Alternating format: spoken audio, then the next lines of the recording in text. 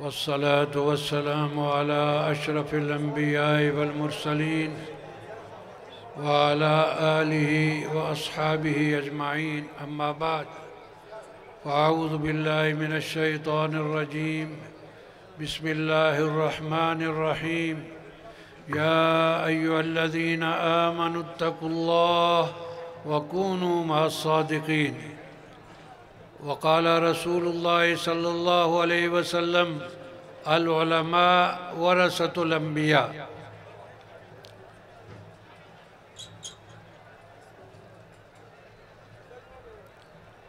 إنني أرحب بالضيوف الكرام، الضيوف العرب، وأحييهم تحية الإسلام: السلام عليكم ورحمة الله وبركاته.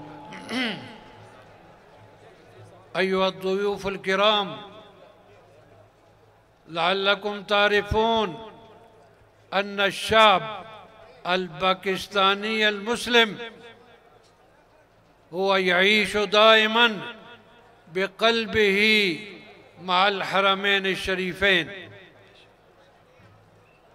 إن الشعب المسلم في باكستان هو يفدي بآبائه وأمهاته الحرمين الشريفين. كل مسلم في باكستان يملأ قلبه بحب المملكة العربية السعودية، وإن شاء الله كلنا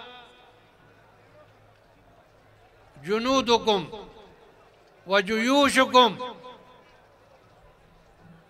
وعند الضرورة أنا مريض ومشلول، ومع ذلك سوف أحمل بندقية وتجدونني في الصف الأول إن شاء الله. أيها الضيوف الكرام، لعلكم تشاهدون كيف هذا الشعب المسلم يحب الله ورسوله صلى الله عليه وسلم. إن الشعب المسلم كيف يحب العلماء، لأنه يعرف أن الدين وصل إليه عن طريق العلماء. فالعلماء قاموا في هذه البلاد بهذا الواجب عن الأمة الإسلامية. إن هؤلاء العلماء أسسوا مدارس، إن هؤلاء العلماء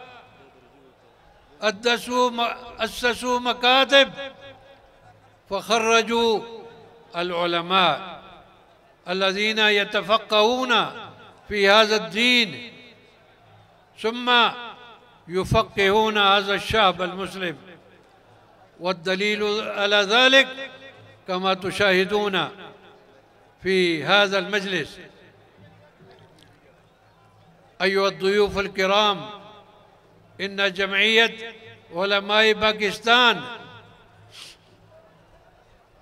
هي منذ استقلال باكستان وقبل استقلال باكستان قامت بجهود جبارة، وبعدما استقلت باكستان قامت أيضا وأميرها سماحة الشيخ مفتي محمود رحمه الله تعالى، هو كان عضوا في البرلمان الباكستاني. فالعلماء قاموا بجهود يطالبون حكومة باكستان أن تعتبر القاديانية أمة غير مسلمة. والشيخ المحمود هو كان يجاهد داخل البرلمان، يفسر لأعضاء البرلمان ما هي القاديانية. حتى كان كل عضو من أعضاء برلمان يقولون إن هذا الرجل ليس إنسانا شريفا، ليس إنسان شريفا فضلا أن يكون نبيا أو كذا. ولكن هذا شعور أعضاء برلمان. ولكن عندما درست الشريعة الإسلامية وبدأت أقرأ هذا الرجل القادياني عرفت أنه ليس إنسانا عاديا، أنه ليس إنسانا عاديا. إذا قرأتم وإذا سمعتم ما يقول هذا الرجل تقولون إن هذا الإنسان ليس إنسانا عاديا. ويقول إن الله تعالى والعياذ بالله يعتبر الله سبحانه وتعالى إنسانا، وهذا هو كفر. يقول إن الله تعالى عمل بي كما يعمل الزوج مع الزوجة فحملت. فإذا كنت امرأة فالامرأة لا تكون نبيا، وإذا كنت رجلا فالرجل فالأنبياء معصومون حتى عن الخطأ الصغير. وإن هذا العمل أهلك الله به قوما، قوم لوط عليه السلام. وإذا كنت مفعولا لا تستحق لهذا. هذا ليس إنسان عادي يقول أنا حملت. طيب، وبعد 9 شهور يقول جاءني المخاض فنزلت من السرير وجلست على قدمين، ثم جعلت قوتي إلى الداخل فخرجت أنا بنفسي من بطني. هذا إنسان عادي؟ إذا كنت امرأة كيف خرجت وأنت رجل كبير كالفيل؟ وإن كنت رجلا فمن أين خرجت؟ على كل، هذا الرجل كان يأكل سكر غورو، كان يأكل سكر، وكان يحمل في جيبه السكر والقطعات من التراب للاستنجاء. فهو لا يفرق بين هذا وهذا، قد يستنجي بالسكر ثم يأكله. هذا ليس إنسان عادي يا أخي.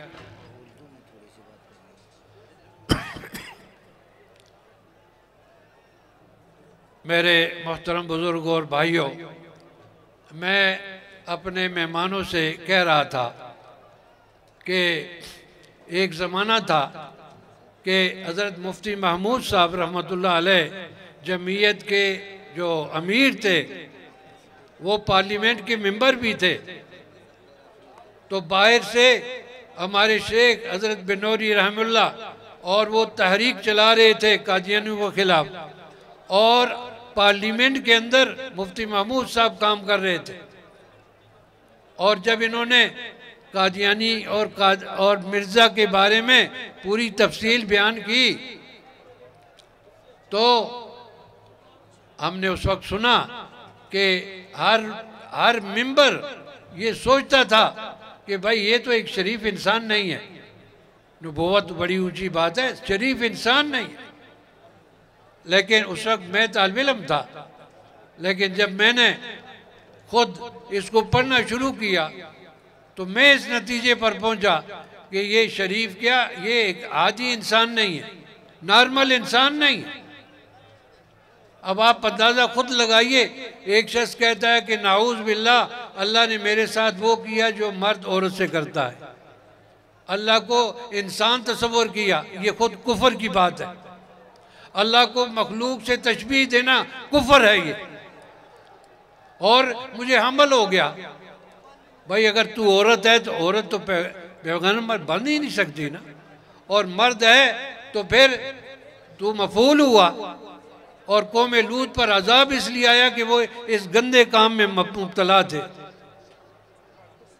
تو یہ تو ایک انسان، اور پھر کہتا ہے جب 9 مہینے ہوئے میرا پیٹ بڑھ گیا اور مجھے تکلیف شروع ہو گئی تو میں نے چارپائی سے نیچے اترا، دونوں پاؤں کے بل بیٹھا اور زور لگایا میں نے، جب زور لگایا تو اندر سے میں خود نکل آیا۔ یہ پاگلوں کی باتیں ہیں، یہ عادی انسان کی باتیں ہیں۔ بتاؤ ایسے انسان کو گوڑ کھانے کا بڑا اس کو شوق تھا، گوڑ کھاتا تھا اور جیب کے اندر گوڑ بھی اور ڈھیلے بھی مٹی کے پیشاب خوش کرنے کے لیے۔ تو اب وہ کبھی گڑ سے جو ہے وہ استنجا کر رہا ہے، وہی خشکی کر رہا ہے، وہ کبھی اس کو کھا رہا ہے، اس کو پتہ ہی نہیں کہ دایاں جوتا کون سا ہے بایاں کون سا ہے۔ تو ایک انسان جو یعنی ایک عادی انسان نہیں ہے، وہ کیسے پیغمبر بن سکتا ہے؟ ہاں میرے بزرگوں اور بھائیوں، یہ اللہ کا کرم ہے کہ اللہ نے ہمیں ایسے ایسے علماء دیے ہیں اور ایسی ایسی جماعتیں دی ہیں دین کی۔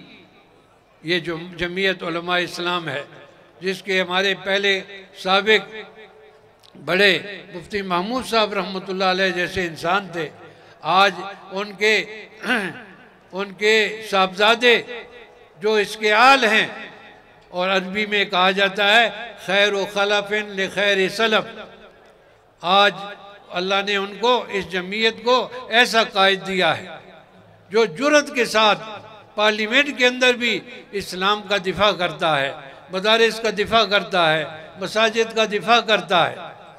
اللہ تعالیٰ ان کی عمر میں برکت عطا فرمائے اور ان سے بہت اور زیادہ دین کا کام لے۔ تو میں اپنے مسلمان بھائیوں سے کہوں گا کہ ہمیشہ تقوی اختیار کرو۔ یہ جو آیت میں نے پڑھی ہے اتقوا اللہ، تقوی اختیار کرو۔ تقوی کیا ہے؟ اللہ کے رسول کے فرائض کو بجا لانا اور اللہ کے رسول کی منع کی ہوئی چیزوں سے رک جانا، یہ تقوی ہے۔ وَكُونُوا مَعَ الصَّادِقِينَ، سچوں کے ساتھ ہو جاؤ، علماء کے ساتھ ہو جاؤ، انشاءاللہ دنیا میں بھی آپ کو کامیابی ملے گی، آخرت میں بھی کامیابی ملے گی، کیونکہ علماء انبیاء کے وارث ہوتے ہیں۔ انبیاء کرام روپیہ پیسہ نہیں چھوڑتے، انبیاء کرام دین چھوڑ کے جاتے ہیں، علم چھوڑ کے جاتے ہیں۔ جس نے اس علم کو حاصل کر لیا بہت بڑا اس کو حصہ مل گیا۔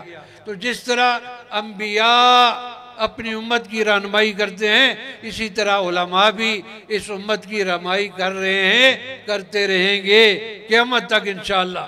تو جو مسلمان علماء سے جڑا رہے گا انشاءاللہ دنیا میں بھی کامیاب ہے، آخرت میں بھی کامیاب ہے۔ اللہ تعالیٰ مجھے بھی اور آپ کو بھی توفیق عطا فرمائے۔ وصلی اللہ وسلم علی سیدنا محمد وعلی آلہ واصحابہ اجمعین۔ والسلام علیکم ورحمۃ اللہ وبرکاتہ۔